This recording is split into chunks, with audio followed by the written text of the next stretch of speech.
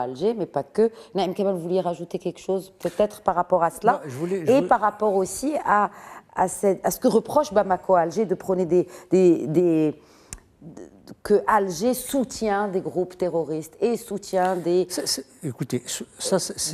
factions rebelles. C'est une donne qui n'est pas nouvelle aujourd'hui. Quel est le rôle de l'Algérie dans la guerre civile qui a secoué le pays entre 2011 et 2015? Il ne faut jamais oublier une chose essentielle, c'est que le terrorisme djihadiste, islamiste, salafiste qui a prospéré en Afrique a été une contamination algérienne.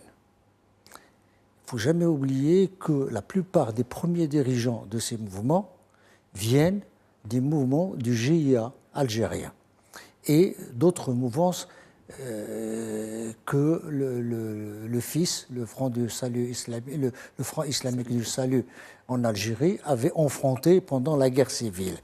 Et beaucoup, au moment où il y a eu la concorde en Algérie, beaucoup, d'abord parce qu'on sait que le GIA lui-même est une manipulation des services algériens, et qu'à un moment donné, on a évacué le trop-plein de terroristes ou de dirigeants terroristes en Algérie pour réaliser la concorde et la paix civile en Algérie vers cette région. Donc, tout cet activisme. D'autant plus que pour l'Algérie, elle a toujours été présente à travers, parce que c'est tout de même 2300 km, si on compte le Niger, 1300 km seulement si on compte le Mali, de frontières. Et c'est très important pour sa propre stabilité. Mais ce que je n'arrive personnellement pas à comprendre, c'est comment elle puisse instrumentaliser les Touaregs du Mali sans que cela puisse se répercuter un jour. C'est-à-dire c'est là où le calcul, et il faut que cela puisse se répercuter sur les Touaregs qui vivent en territoire algérien, sachant que les connexions entre les deux, les tribus et les frontières sont poreuses et qu'il y a ça. Donc il y a ce péché originel de l'islamisme dans les régions du Sahel qui est parti d'abord de l'Algérie et qui s'est étendu au Sahel et qui a continué à prospérer et que l'Algérie a continué à filtrer, à utiliser. Ça, c'est ce qu'elle sait faire de mieux dans sa politique extérieure. C'est-à-dire, il n'a jamais été... si on revoit toute l'histoire de la diplomatie algérienne depuis la création de l'Algérie actuelle, on ne le trouve que du temps déjà. Il faut voir ce que Alger abritait comme terroriste et comme mouvement les Carlos, les groupes Abader, tous l'État basque, l'État basque, les Catalans.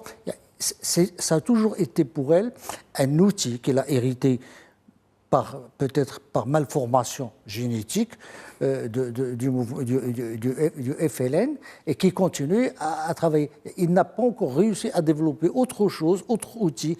Il y a le cash et la menace d'insécurité. Ça a toujours été son outil et il continue.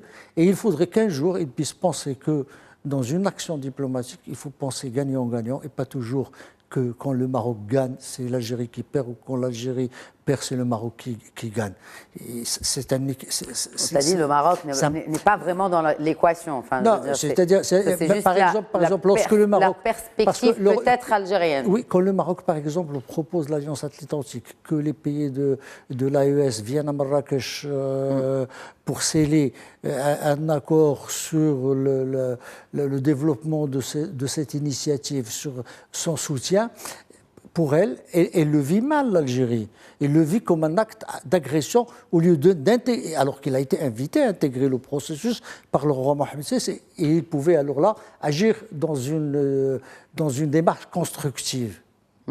Est-ce qu'on peut anticiper les conséquences possibles de cette rupture diplomatique? Je commencerai par Mohamed Badiliati. Oui, je vous adresserai la même question tout à l'heure, cher Naïm Kamal. Mais est-ce qu'on peut avoir une idée sur l'impact à court terme d'abord, et puis surtout à moyen terme, surtout pour la région? Alors, à moyen et à long terme, le risque qui risque de se poser pour l'Algérie, c'est d'être complètement isolé et de chercher donc on va dire, à rétablir son influence passée par différents biais. Et l'un des moyens qui est imaginé, c'est essayer de négocier avec la Russie on va dire, un retrait de l'Africa Corps, ce qui est très peu probable, puisque pour les Russes, c'est un élément très important d'extension de leur influence dans toute l'Afrique, en utilisant la Libye et les pays du Sahel, plus la Centrafrique, avec des bases militaires et aussi la nécessité pour eux d'avoir de nouveaux débouchés économiques et commerciaux du fait des sanctions occidentales depuis la guerre d'Ukraine. Donc c'est une solution qui paraît peu probable. L'autre élément qui pourrait se mettre en place, ou en tout cas qu'Alger essaiera de mettre en place très certainement, c'est de se rapprocher de Paris afin d'avoir une action commune franco-algérienne dans les pays du Sahel. C'est aussi une option qui existe et auquel les dirigeants algériens pensent. Reste à savoir si la France sera intéressée, ce qui est aussi un autre débat, et quelle influence Paris peut avoir auprès de ces nouveaux dirigeants, puisque justement, ces nouveaux dirigeants ont gagné, entre guillemets, leur légitimité sur le fait de chasser la France de cette région. Donc, vous voyez que là, on est face à deux opportunités à moyen et à long terme pour Alger qui paraissent très difficiles à mettre en œuvre.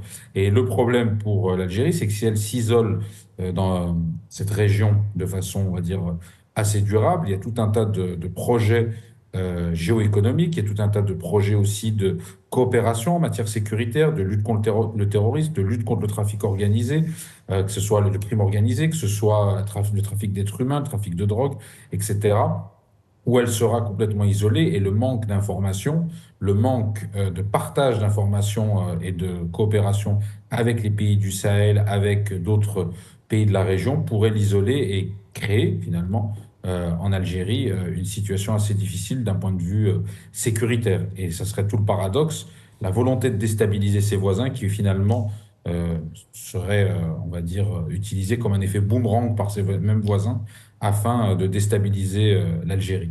Donc on voit que les conséquences peuvent être assez graves et assez profondes pour Alger si l'escalade continue et s'il n'y a pas de solutions, on va dire, viables et concrètes qui sont mises en place à court terme avec ces nouveaux dirigeants pour trouver un modus vivendi pour les prochaines années.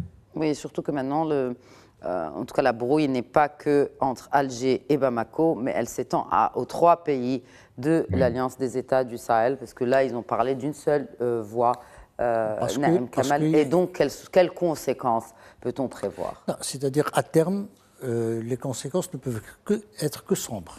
C'est-à-dire, aujourd'hui, on ne voit pas l'Algérie renoncer aussi facilement. On l'a vu avec l'abattage du drone en territoire malien et se retirer aussi facilement.